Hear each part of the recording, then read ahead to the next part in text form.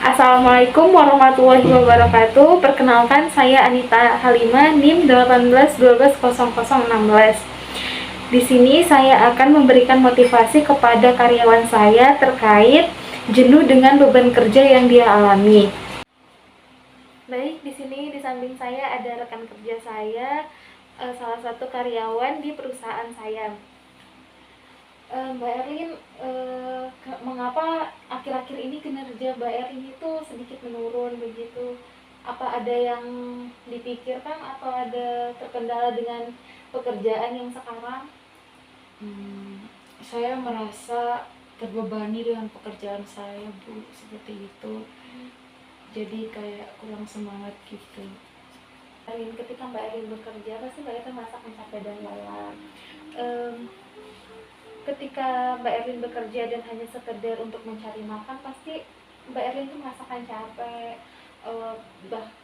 lelah, bahkan itu bisa menjadi beban. Tetapi jika Mbak Erlin lakukan itu dengan sepenuh hati, maka akan ada rasa kepuasan tersendiri gitu dalam diri Mbak Erlin. Ketika Mbak Erlin bekerja, pasti Mbak Erlin merasakan capek dan lelah. Tahukah Mbak Erlin, apa yang Mbak Erlin rasakan terhadap pekerjaan Mbak Erlin itu sangat mempengaruhi dengan kebahagiaannya Mbak Erlin itu sendiri.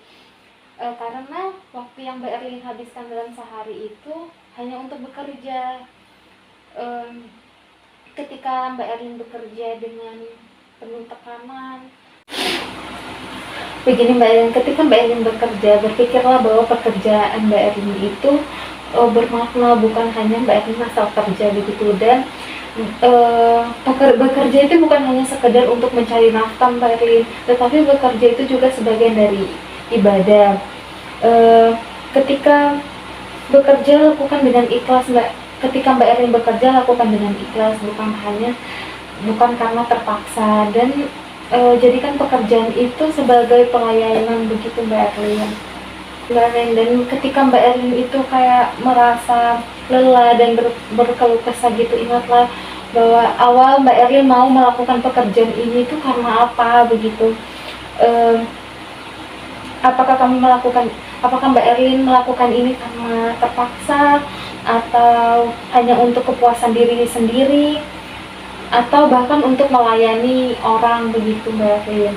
Mungkin tempat Mbak Erlin bekerja sekarang di perusahaan ini memang gak sempurna, tapi itu semua tergantung bagaimana Mbak Erlin menyikapi pekerjaan itu sendiri tadi.